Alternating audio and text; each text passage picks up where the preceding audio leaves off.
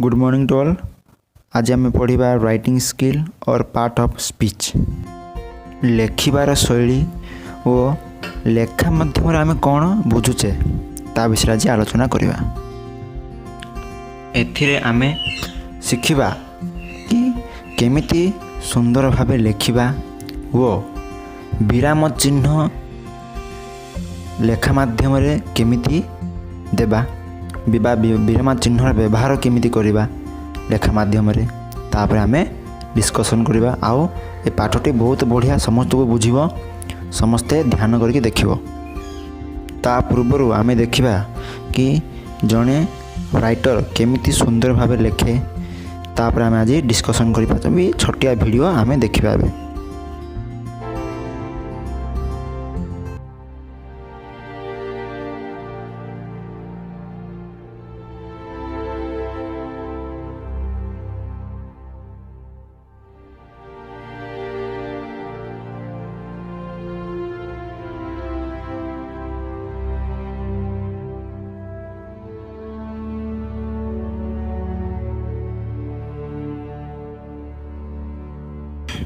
आशा करछि वीडियोटी समस्त को भल लगी और केमिति हैंड राइटिंग लिखा तापर मध्य आपण माने बुझिथिबे। तो चलो आमे पाठ स्टार्ट करिबा।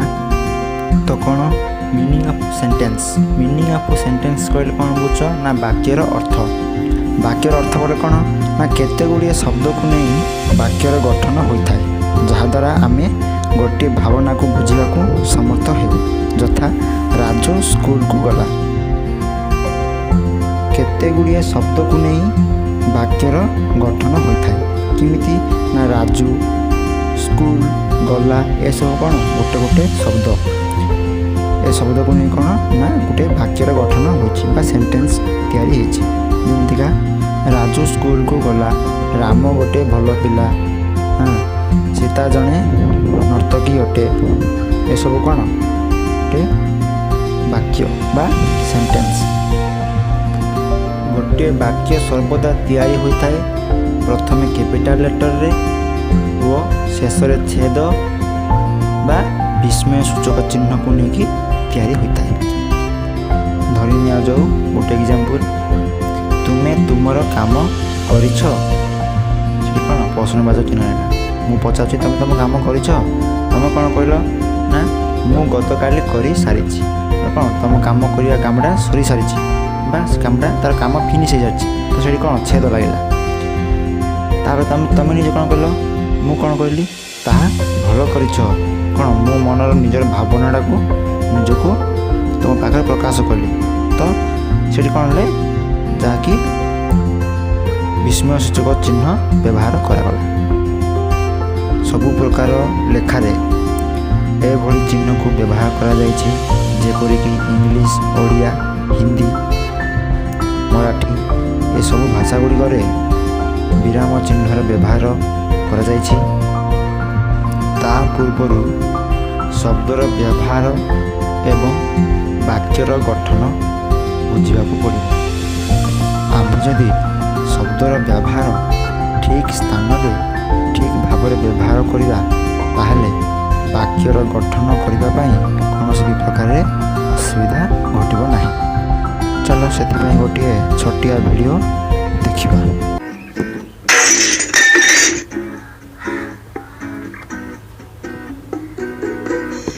Sanjay, dear, what happened here? A glass bottle fell, Ma. Yes, I can see that. Who dropped it? It was on the table. Okay, but how did it fall? Somebody has placed it near the end of the table and it fell. Who placed it near the end of the table? It was placed there by somebody. I know it was placed there, but who placed it there? Was it you or Dia? Okay, how did the bottle fall from the table? Did someone knock it over? Something hit the bottle and it fell. Something? What hit the bottle? The bottle was hit by a tennis ball. But which one of you hit the bottle with the tennis ball? Okay, there's no use asking you to tell me who broke the bottle. Let's just clean up this mess. Are you going to clean it up? No, I will help, but this mess will be cleaned up by the people who created it. Sanjay and Dia. କାଚ ବୋତଲ ଯେତେବେଳେ ପଡ଼ି ଭାଙ୍ଗିଗଲା ତାଙ୍କ ମା କ'ଣ ପଚାରିଲେ ନା ଏ କାଚ ବୋତଲଟିକୁ କିଏ ଭାଙ୍ଗିଲା? ତ ସେମାନେ କ'ଣ ଉତ୍ତର ଦେଲେ ନା ତାଙ୍କର ନିଜର ଶବ୍ଦ ଏବଂ ବାକ୍ୟକୁ ସୁନ୍ଦର ଭାବେ ପରିପ୍ରକାଶ କରି ନିଜ ମାଆଙ୍କୁ ଜଣାଇଲେ କି ଆମେ 2 ଜଣ ଏ ବୋତଲଟିକୁ ଭାଙ୍ଗିନାହୁଁ ବା ଅନ୍ୟ ଟେନିସ୍ ଖେଳାଳିମାନେ ବା ଅନ୍ୟ ଲୋକମାନେ ଏ ବୋତଲଟିକୁ ଭାଙ୍ଗିଛନ୍ତି।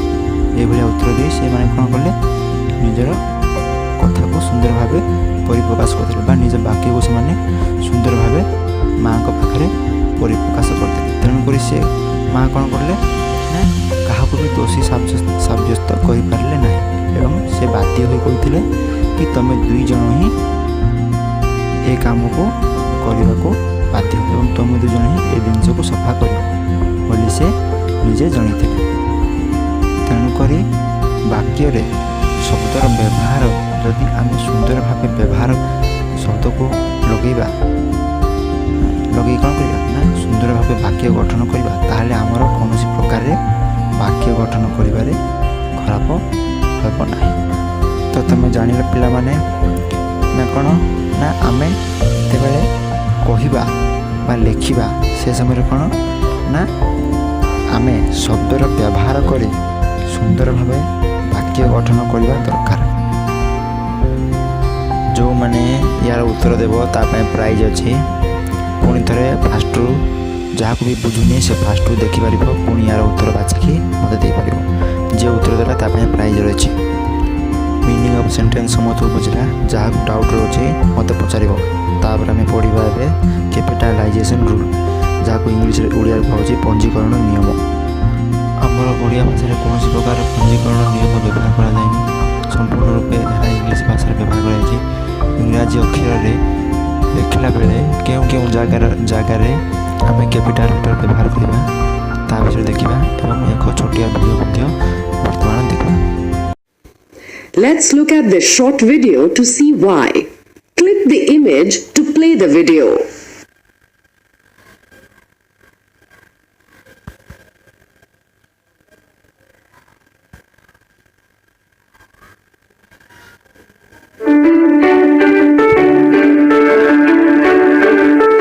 Hi Seema, what are you doing? Hi Amit, I'm writing a letter to my supervisor asking for leave so I can attend Sanjay's wedding. Could you please check whether I've written it correctly? Sure.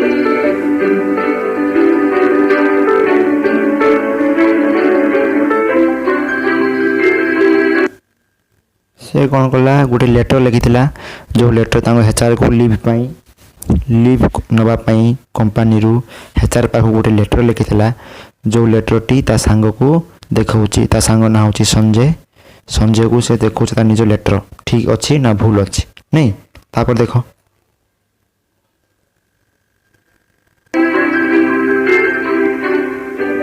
Is something wrong? Seema, there are some mistakes in the letter. You have not formed the sentence correctly. You have also not used full stop and capital letter where they should be used. Oh, I did not notice that. These mistakes can confuse the reader and create about you. Okay, but how will I know what changes to make to the letter? I can help you with that. All you have to do is learn how to construct sentences correctly. Thank you, Amit. That would be helpful. Let's start with looking at the different rules and words we use to create sentences.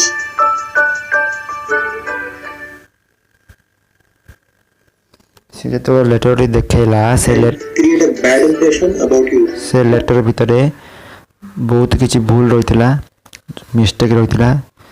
ଯେଉଁ mistake ଯେମିତିକା letter ଲେଖିଲା ବେଳେ ପ୍ରଥମରେ କ'ଣ କରାଯାଏ ନା ପ୍ରଥମରେ capital letter ଲେଖାଯାଏ। ଯେମିତିକି ଡିଅର୍ ପ୍ରଥମରେ କ'ଣ ଲେଖାଯାଏ ଡି କ୍ୟାପିଟାଲ ଲେଟର୍ ଲେଖାଯାଏ। ଆଇ କ୍ୟାପିଟାଲ ଲେଟର୍ ଲେଖାଯାଏ। ଯେଉଁ ଜାଗାରେ କମା ସେସବୁ ମଧ୍ୟ ଦେବାକୁ ପଡ଼ିବ, ନହେଲେ କ'ଣ HR ପାଖରେ ନିଜର ବ୍ୟାଡ୍ ଇମ୍ପ୍ରେସନ୍ ହେବ ବା ସ୍କୁଲ ଟିଚରମାନଙ୍କ ପାଖରେ ବ୍ୟାଡ୍ ଇମ୍ପ୍ରେସନ୍ ହେବ। ଏସବୁ ଶିଖିବା ଦରକାର। ତ ଚାଲ ସେସବୁ ଶିଖିବା ଆଜି। ଇଂରାଜୀ ଲେଖିବା ସମୟରେ ଆମେ କ'ଣ କରିବା ନା ପ୍ରଥମେ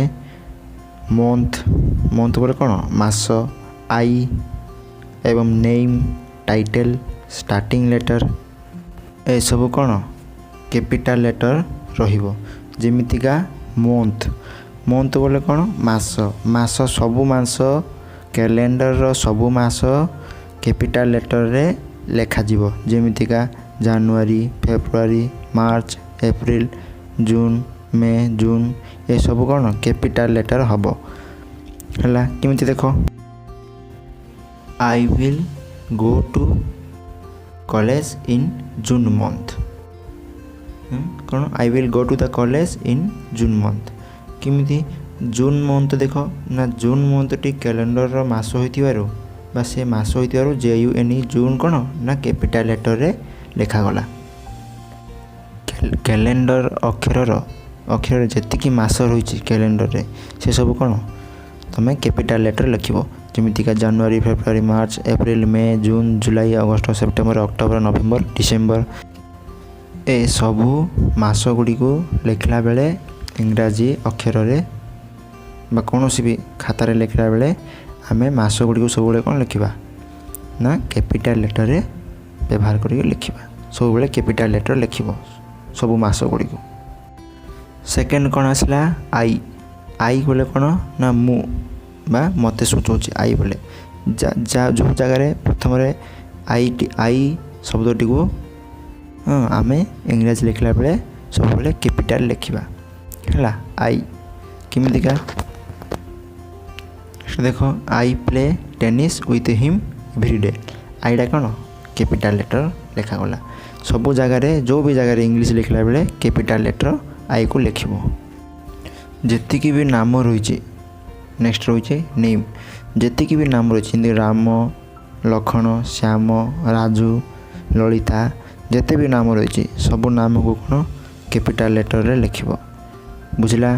प्रथम रे कौन मंथ जेतिकी मास रही सब मास को कैपिटल लेटर लिखिबो। दुई रे आई शब्दटी को मध्य कैपिटल लेटर लिखिबो। तीन रे नाम जेतिकी भी नाम रही सब नाम को कैपिटल लेटर रे लिखिबो। लास्ट रोजी स्टार्टिंग लेटर लिखला बेले कौन करियो पिला माने सब बेले प्रथम जहाँ लिखुच जेमितिका I play the cricket I going to college जिते स्टार्टिंग पॉइंट लिखुच डियर सार प्रथम स्टार्टिंग पॉइंट सब कैपिटल लेटर रहिबो। एग्जांपल देख he is going to America he पदरे कौन फास्ट पॉइंट रहा ही हेचीटा कौन रहा सब कैपिटल है। तापर देख तुम्हें देख पिला माने तुमको बुझापी गोटे शब्द नवा MINTS मीन्स कहले एम रे मंथ ये देखो एम रे month I name title starting letter माने मु तुमको आज गोटे दिन शिखेबी जोटा कि इंग्राजी अक्षर लिखला बेले सब बेले मन रखिबो कैपिटल लेटर को जगह व्यवहार करा उचित क्यों स्थान में कैपिटल लेटर रहबो आ कहा को कैपिटल लेटर भाव व्यवहार करबा ताऊ जेमितिका देखो मिनिट्स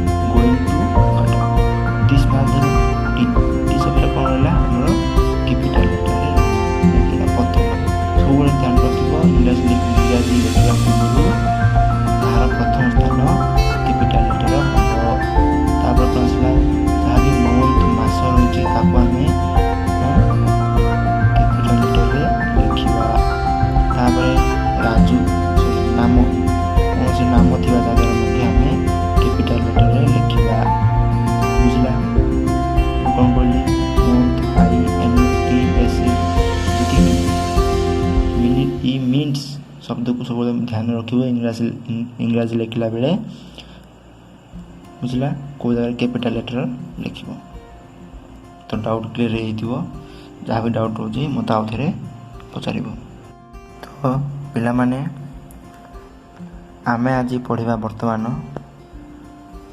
पंचुएशन पंचुएशन बोले कौन ना विराम चिन्ह देवा काम आमे लिखला बेले इंग्राजी हो बा ओडिया हो बा कौन सी भाषा हो से भाषा को बुझा हेले से आमे किछि चिन्ह जो चिन्ह आमको तार अर्थ तात्पर्य को बुझाई थाए से चिन्ह गुड़िक विषय आम जाना आउ से चिन्ह कौ कौ जगार व्यवहार करवा तापर देखा पंचुएशन बोले किमिति देख इंग्राजी रे बा ओडिया लिखला बेले आमे किछि चिन्ह दे था ताहा वाक्यर अर्थ बा तात्पर्य को बुझाई थाए क्वेश्चन मार्क चिन्ह आम साधारणतः भाव फुल स्टॉप क्वेश्चन मार्क चिन्ह आउ कौन विस्मय अभिव्यक्ति चिन्ह बा एक्सक्लामेशन मार्क आउ गोटे चिन्ह आम एपोस्ट्रोफ बा संबंध पदर चिन्ह आम साधारणतः भाव व्यवहार करता बंधनी आम व्यवहार करता साधारणतः भाव तो आम एतिकी जिनस जाचे किंतु ए सब आमको जानवर अच्छी मु प्रयास करी सब गुड़े चिन्ह को मु तुम मान शिखेबी तो बुझला पंचुएशन बोले कौन बा विराम चिन्ह देवा काम केमिति आमे देखिबा इंग्लिश और ओडिया माध्यम रे मु दुई गुड़ाक दुईटा जाक मु तुमको देखेबी तो पिला माने देख आमे पढ़िबा बे फुल स्टॉप क्वेश्चन मार्क विस्मय अभिव्यक्ति चिन्ह है देख प्रथम लिखी फुल स्टॉप गुड़ी एमती जिन जोटा कि लेखार शेष लेखार शेष ही ये लगी था जमीका देख he is going to America जो जगह आम कहू लिखी कौन देख he is going to America he is going to America he is going to America ये तीनोटा सेम सेंटेंस रे बा सेम वाक्य रे ये विभिन्न प्रकार अर्थ बुझाऊँ केमितिका ओडिया रे मु बाकी कर कहूँ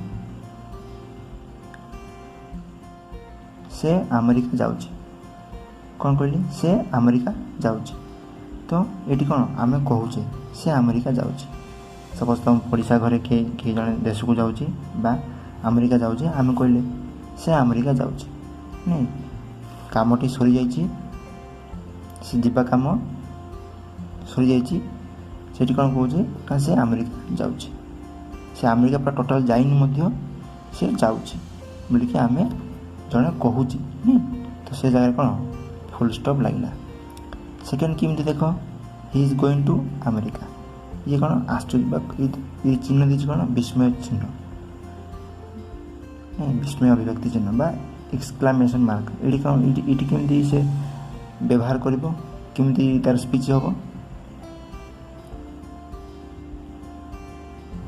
से अमेरिका जाऊँगी केमती है से अमेरिका जाऊँगी ये कौन ना आश्चर्य हो पचार जड़े जन को पचारूँ से कौन जाऊँगी से कौन खाऊँ से कौन स्कूल जाऊँगी एमती निजर फिलिंग निजर भावना को जड़े अभिव्यक्त करुँच से जगह कौन ना विस्मय सूचक चिन्ह व्यवहार हम ये चिन्ह जो लगला बेले तुम जानव जे कहीं जड़े पचारूँ क्वेश्चन जाऊँगी ना खाऊँ ना पीऊँगी ना नाचुची ना डेऊँगी ना हलुची जहाँ भी तो जन जन को आश्चर्य होगी पचारूँ से जगह कौन विस्मय सूचक चिन्ह बा आश्चर्य बा निजर फिलिंग जमीका सो स्वीट सुंदरता निजर फिलिंग आम कहले अन्य को सो स्वीट केते सुंदर दोस्ती नहीं सेमती गेट आउट ऑफ हियर कि गेट आउट ऑफ हियर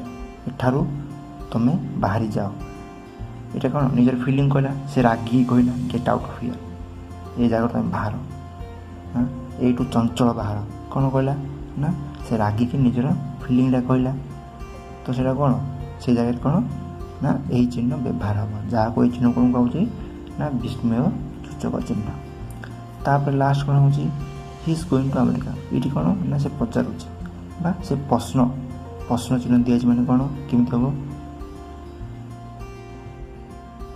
हम प्रश्नवाचक चिन्ह जो देती ये केमती हम से अमेरिका जाऊँगी ये कौन हो पचारुची नहीं कौन ना से अमेरिका जाऊँगी से अमेरिका जाऊँगी ये कौन से पचारुची नहीं से क्वेश्चन मार्क तुम भाविदेव जे क्वेश्चन मार्क चिन्ह देले कौन ना पचरा जाऊँगी से अमेरिका जाऊँगी तो क्वेश्चन मार्क चिन्ह है तुम कौन कल मैं तुमको पचारूँ से अमेरिका जाऊँगी तुम कौन कल ना से अमेरिका जाऊनी से कानाडा जाऊँगी बा जापान जाऊँगी नहीं सेमती बुझला कौटी फुल स्टॉप व्यवहार कर कौटी विस्मय सूचक चिन्ह व्यवहार कर आउ कौटी क्वेश्चन मार्क व्यवहार हम बुझला तो जहाँ भी डाउट हो पचार आउ गोटे अन्य को जावा एवं कौन सेकेंड हूँ कमा व्यवहार केमती देख नेक्स्ट टॉपिक रे हमें पढ़ा कमार व्यवहार भिडियोटी बहुत बड़ हो जाए नेक्स्ट वीडियो बनैबा तो ये रोचे नमस्कार।